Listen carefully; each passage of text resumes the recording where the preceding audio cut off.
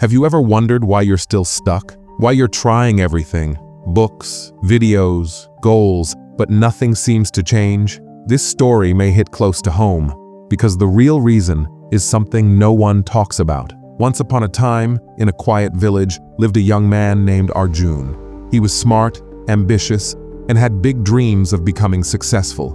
Not just rich, but fulfilled, respected.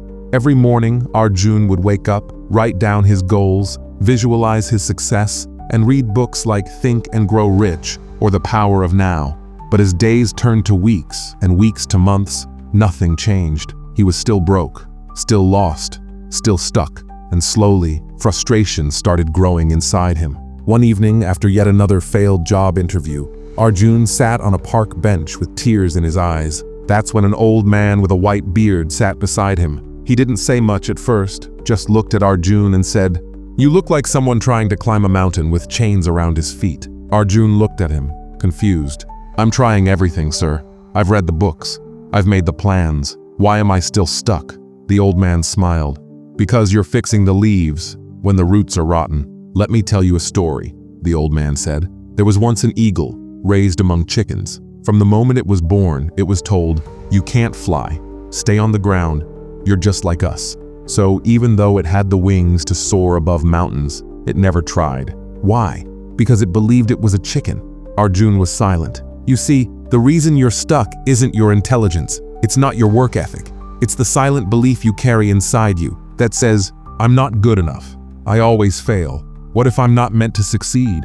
That belief is the invisible prison, and most people live their entire lives inside it, never realizing it's not even real. You're stuck, not because of your potential, but because of your identity. You act like someone trying to change their life, but deep down, you still believe you're the same old version of yourself, the broken one, the failure, the one who's always trying, but never arriving.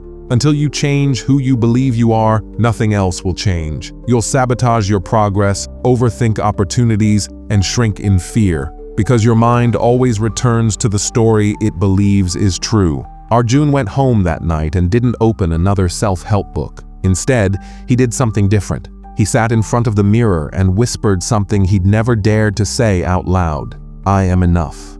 I am no longer who I used to be. I was born to fly." It wasn't easy. He had to remind himself every day, rewrite the script in his head, and slowly, things began to shift. His confidence grew. He stopped second-guessing everything. He applied for opportunities he used to think were out of his league, and he started to win, not because he worked harder, but because he finally believed he deserved to win. You're not stuck because of your habits. You're stuck because of your identity. The real prison is not your past. It's the voice in your head that keeps saying, "This is just who I am." Change that voice, and you'll change your life.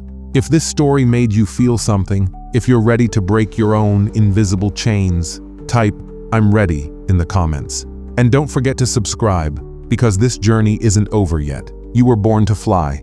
Now it's time to believe it.